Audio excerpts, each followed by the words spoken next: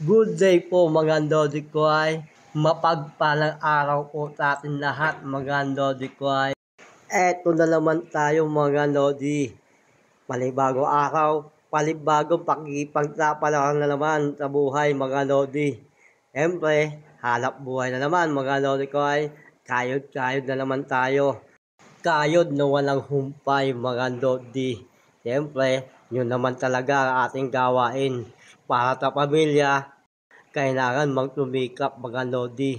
Lahat gagawin para sa pamilya. Yun lang naman ang goal natin lahat, di ba?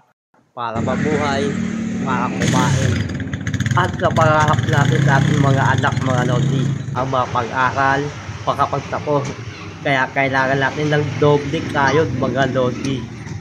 Kahit umulan umaraw mga Lodi ko ay nakro, fight lang tayo. Go lang tayo sa ating mga goal, sa ating pangarap, sa pamilya, sa ating mga anak. Siyempre mga Lodi, lahat naman tayo dumadaan sa mga pagsubok. Lahat naman tayo nakakaroon ng problema. Nasa atin na lang yan mga Lodi kung paano natin gagawa ng solusyon.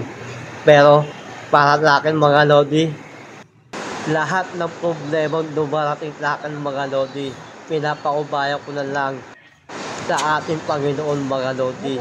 Kasi alam ko, siya ang makakagawa ng paraan. Siya ang gagawa para sa atin.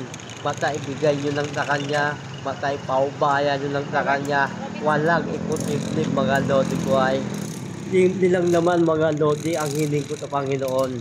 Simple lang mga Lodi. Ang makakain ng isa, dalawa, tatlong beses sa isang araw mga Lodi ko ay. At siyempre, konting hiling pa rin na sana kumita para may pagbaon yung mga anak ko at may bigay ko yung pangangailangan nila. At ito pa mga Lodi, ang tanging ko rin hiling sa ating Panginoon. Yung hindi kami magkakaroon o hindi tayo magkakaroon ng anumang karamdaman na palagi tayong malakas. Di bali lang mahirap, di bali lang walang pera mga Lodi ko ay basta wala tayong sakit. Yun lang naman Lodi ang hinihiling ko sa ating Panginoon. At level mga Lodi, level ng level kung humiling sa Panginoon na sana yumaman ako. Hindi ko pinapangarap maging mayaman mga Lodi. Ang pangarap ko lang yung simpleng pamumuhay. Yun lang mga Lodi ang aking pangarap.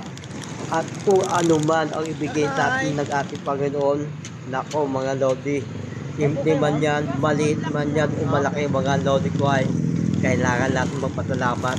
Dahil kung wala siya, sigurado wala tayong lahat dito mga Lodi. Kaya kailangan natin magpasalamat mga Lodi sa ating Panginoon mga Lodi ko ay. At eto na nga mga Lodi ko ay mga kapwa ko tricycle driver o lahat tayong mga naghahanap buhay mga Lodi ko ay mag-iingat tayo. Sa kapwa ko naman tricycle driver, kailangan pangalagaan at ingatan din natin yung ating mga pasahero. Dahil sa kanila nakasalalay ang ating kita mga Lodi. Yung galang, minsan wala, minsan meron. Ganun talaga mga Lodi ko ay. Talagang minsan inaalat, minsan swerte, di ba? Minsan mahina kita, minsan naman malakas ang kita. Depende sa araw mga Lodi ko ay. Kaya tiyaga-tiyaga lang tayo mga Lodi sa biyahe. Hanggat may pasahero, go lang tayo mga kapwa ko mga tricycle driver. Kaya mga Lodi, hanggang dito na lang. Bye-bye!